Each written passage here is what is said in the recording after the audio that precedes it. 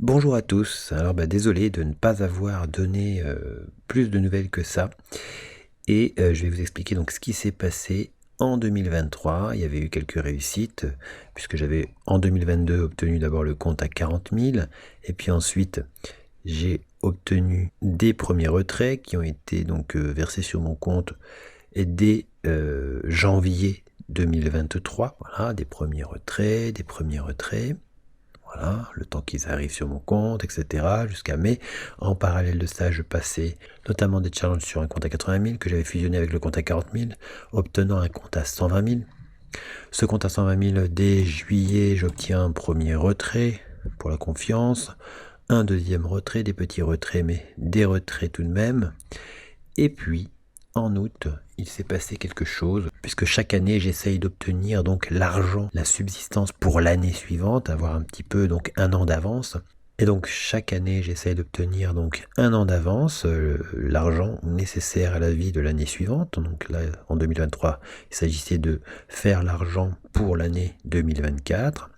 Et en août, je me retrouve donc à faire cet argent donc avec mon compte FX Pro, compte CFD classique, de broker classique, le compte FTMO de 120 000, et donc d'abord 40 000, puis ensuite le compte fusionné donc de 120 000, et un petit peu donc avec les formations, même si j'ai très peu d'élèves en réalité sur les formations. Arrivé en août, j'avais donc cumulé 2/3 de ce dont j'ai besoin pour l'année 2024, mais j'ai eu des dépenses donc soudaines à réaliser qui ont réduit cette quantité à seulement 1/3. Et c'est là qu'une pression est apparue pour réussir à atteindre mes objectifs financiers pour la fin de l'année 2023. Cela proposait donc un manque de détachement par rapport donc à la psychologie qui a plié. Une dégradation de mon trading est apparue alors que j'avais confiance en ma méthode, alors que j'avais différents aspects de confiance en moi sur l'ensemble, etc. Eh bien, mon trading s'est dégradé avec notamment la réapparition de mon overtrading insistance sur une configuration avec plusieurs trades, et j'ai donc dégradé mon taux de réussite, et la chute du compte est apparue. Alors voilà, donc c'est un échec, mais chaque échec est une occasion d'aller de l'avant, d'aller plus loin, de s'améliorer, de comprendre surtout les choses. Donc j'avais besoin de comprendre pourquoi j'arrivais pas à me détacher de la pression financière, et j'ai fini par comprendre. Je pense avoir eu un déclic non négligeable entre-temps. Ce déclic est apparu en plusieurs étapes.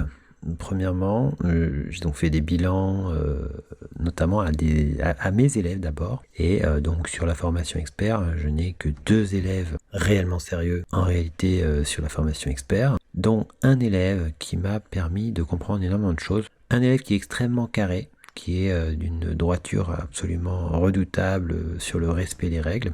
Et un autre élève qui est capable de modifier ses erreurs rapidement, mais qui fait un trading d'insistance, un overtrading d'insistance, tout comme je le fais, puisque c'est effectivement mon problème qui est apparu là. Et cet élève qui faisait cette forme de trading d'insistance, eh bien, je me suis aperçu de son problème. J'ai pu lui relater les choses dans des vidéos explicatives, des vidéos bilan.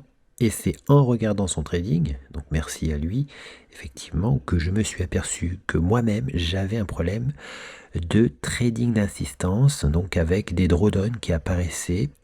Même, je me souviens, au début du trading sur le compte à 40 000 en 2022, il y a eu d'abord une phase de drawdown avec beaucoup d'insistance, un peu comme si je voulais forcer le marché, comme si je voulais être beaucoup trop présent.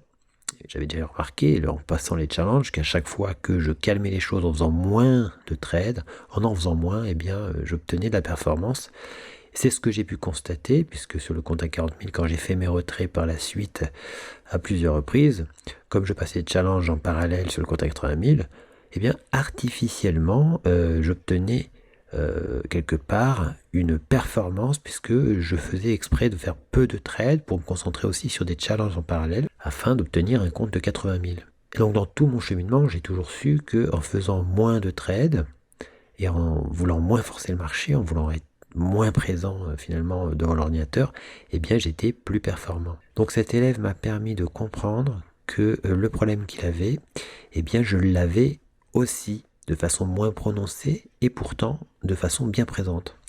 Autre point qui m'a permis ensuite de revalider cette compréhension, que j'avais des drôdones qui apparaissaient, mais j'ai pu revisiter simplement. Vous pouvez aussi visualiser vous-même cela dans toutes les vidéos que j'ai pu faire, les séries de vidéos où on voit mon trading. On voit très bien une certaine forme d'insistance sur le même graphique à un moment donné ou à un autre et à plusieurs reprises dans toutes les vidéos qui relatent mon trading. Et cette insistance était déjà présente à l'époque. Dans tout mon cheminement, j'ai toujours eu ça et pourtant j'ai eu des performances et j'arrivais toujours à calmer un petit peu les choses de ce côté-là. Ça n'a pas été le cas avec la pression financière donc de 2023. Voilà, donc dégradation de mon trading, mais par rapport à une base de problématiques d'overtrading d'assistance qui existait déjà et qui réapparaissait par moment, plus ou moins chaque année, par-ci, par-là, que j'arrivais toujours à calmer, sans jamais avoir vraiment mis le doigt sur la problématique. Il m'a donc fallu un élève pour comprendre qu'il avait cette difficulté, et c'est seulement là que je suis sorti de mon déni pour comprendre que moi-même j'avais cette forme de difficulté. Alors, premier constat, cette overtrading d'assistance apparaît aussi du fait de la méthode qui donne un scénario 1, un scénario 2 potentiel, un scénario 3 potentiel, éventuellement plusieurs entrées possibles. Et si on tente toutes les entrées alors qu'il ne s'agit que d'une chute, eh bien on risque de perdre beaucoup sur une seule et unique configuration.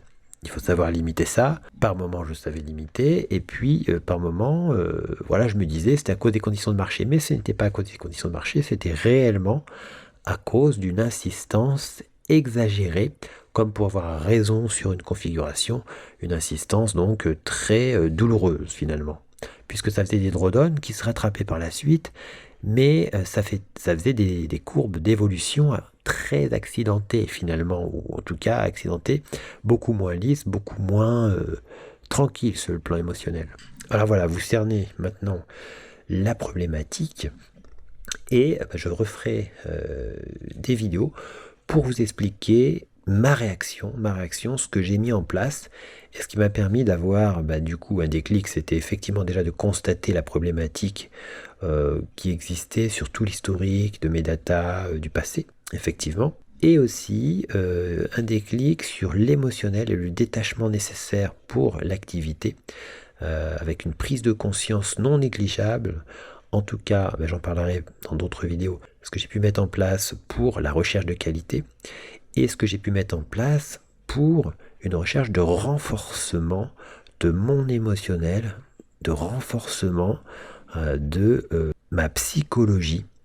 Et je pense avoir atteint un déclic non négligeable sur ce plan. Il va falloir maintenant valider tout ça par la réussite de mon projet qui maintenant est de passer essentiellement par les profs firmes, puisque je garde mon capital FX Pro pour ma subsistance désormais. J'ai pu le trader. Autre point, la fusion des comptes, c'est pas forcément une bonne idée, puisque maintenant je sais que je peux perdre effectivement des comptes, en tout cas avec cet overtrading, et même si j'ai eu des compréhensions, vaut mieux être prudent.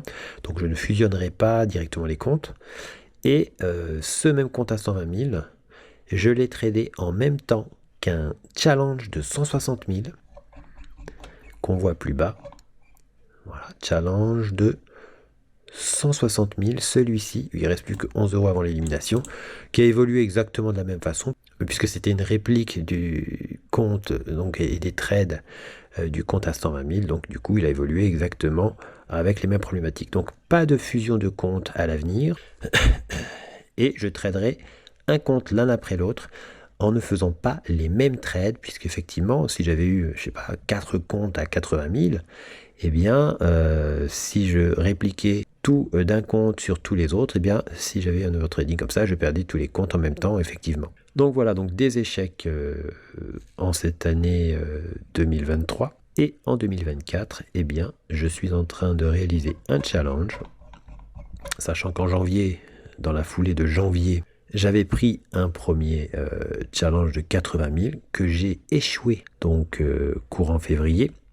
Et j'en ai pris un autre, mais avec des compréhensions beaucoup plus marquées, puisque j'ai mis en place entre-temps des moyens de renforcer mon émotionnel et j'ai pris conscience vraiment de choses très très importantes grâce à ce que j'ai mis en place, ce que je vais vous expliquer. Et puis d'ailleurs, je vais faire une prochaine vidéo où j'expliquerai tous les challenges, en appuyant ici, là, tout affiché.